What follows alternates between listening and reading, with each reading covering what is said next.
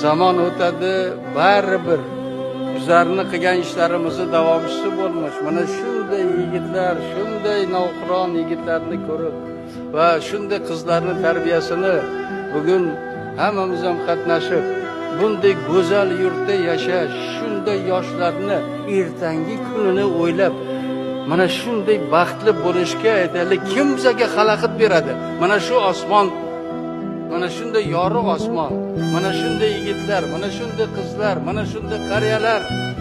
Bu zamonni kim bir vaqtlar havas qilgan edi?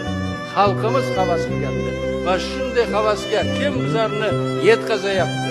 Faqat yaratganimizdan doim so'rab, mana shunday pok bo'lib ertalab so'rasak, albatta bizlarni yo'limizni ochib beradi va hech qachon hech kim mana shu yurtda, Xudoning nazari tushgan shu yurtda hech kim hech qachon kam bo'lmaydi, bolalarim. Eshitinglar shuni.